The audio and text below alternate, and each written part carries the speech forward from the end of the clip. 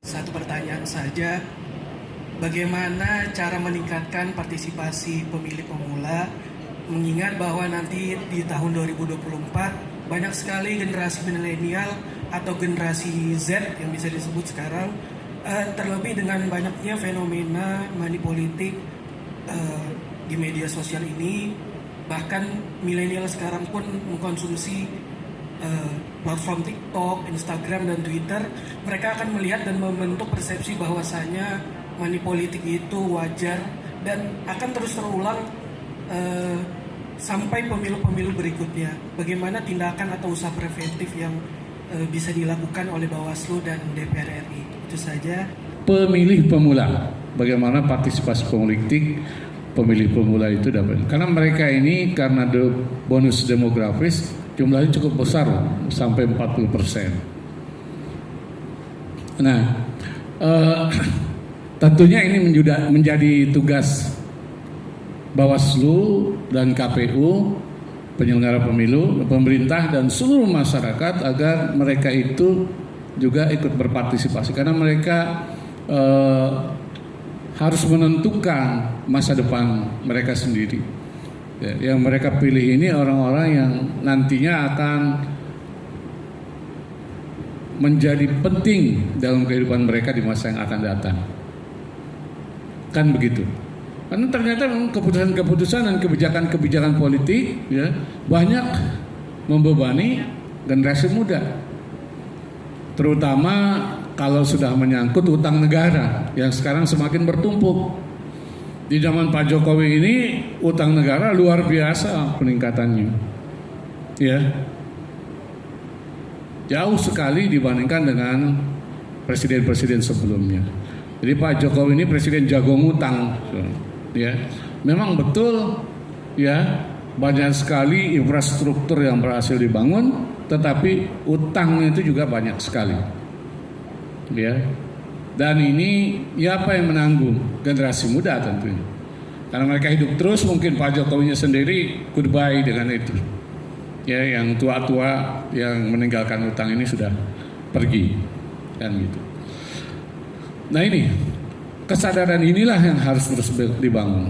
Tapi kesadaran ini tidak mungkin muncul ketika kita tidak tahu cara untuk melakukan pendekatan kepada mereka. Maka bagus sekali seandainya Bawaslu, KPU, penyelenggara pemilu itu melakukan pendekatan-pendekatan kepada mereka melalui dunia yang mereka biasa geluti.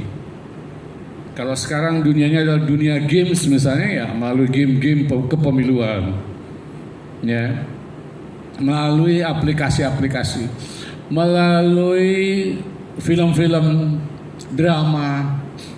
Jangan cuma nonton drama Korea aja, tapi juga drama pemilu. Ya. Drama biasanya yang ceritanya bikin pilu, pemilu juga biasanya begitu. Ya. Jadi jangan yang pilu-pilu itu karena ditinggalkan kekasih, tetapi juga ya karena tidak ikut memilih. Nah gitu teman-teman sekalian. Jadi gimana seluruh aspek pendekatan kepada generasi muda ini kita tingkatkan, ya. Terutama pendekatan seni budaya, ya.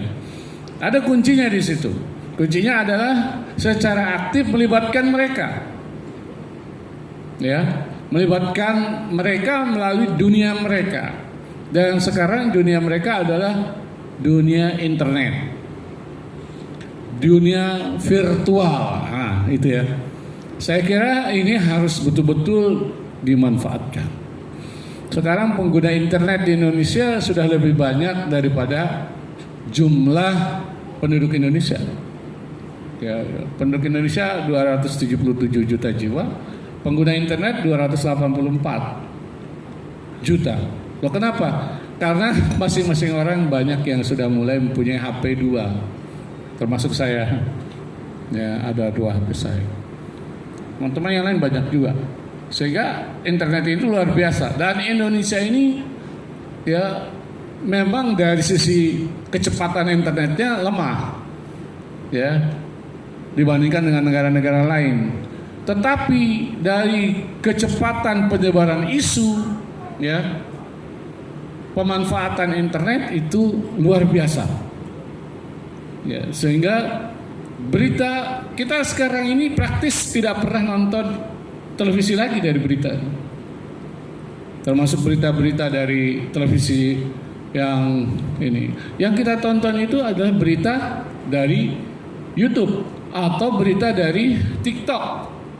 Kan gitu. Ini yang terjadi di Indonesia. Dan kebanyakan berita seperti itu ya karena dibuat oleh pribadi-pribadi ya, mungkin yang mengutip dari televisi yang ini itu kebanyakan hoax ya gitu. Sehingga hoax ini merajalela di negara kita. Nah, bagaimana ya Bawaslu bisa menjadi wasit dalam masalah ini kan? Terutama yang khususnya, bukan terutama, khususnya yang merupakan berita kepemiluan, ya. Sehingga yang muncul adalah berita-berita yang sebenarnya yang baik gitu. Dan bahayanya lagi sekarang ini pihak-pihak lain memang banyak memproduksi hoax, ya, bahkan untuk mengalahkan atau bahkan untuk kepentingan politik.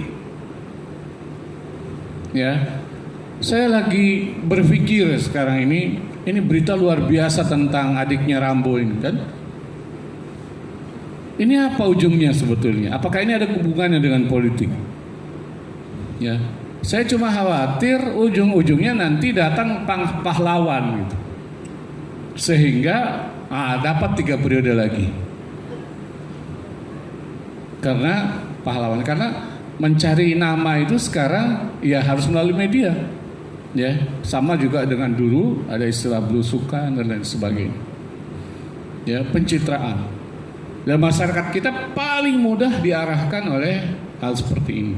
Jadi kembali ke pertanyaan tadi ya, generasi muda ya harus didekati melalui hal-hal yang mereka geluti. Ya. Dan itu artinya kita harus siap dengan gadget, dengan komunikasi dan sebagainya. Termasuk yang dilakukan oleh penyelenggara pemilu ya, agar mereka berpartisipasi secara maksimal dan tidak terkena racun daripada politik uang tadi. Ada teman kami di Balikpapan ini dari kalangan generasi muda, dia bilang sebetulnya anak muda nggak perlu uang, mereka hanya perlu dihargai, dihormati, ya, dan mereka perlu kolaborasi, mereka perlu inovasi-inovasi yang bisa menyenangkan, ya. Begitu saya kira jawabannya, mudah-mudahan bermanfaat ya. Mungkin Bawaslu ya punya jawaban lain, KPU punya jawaban lain. Kita tunggu saja. Ya, yang jelas ya bahwa partisipasi anak muda ini sangat-sangat diperlukan untuk menentukan masa depan bangsa, dan Indonesia selalu dipimpin oleh anak muda dalam setiap perubahannya. Sejak tahun 1928 ya, 1968, 1998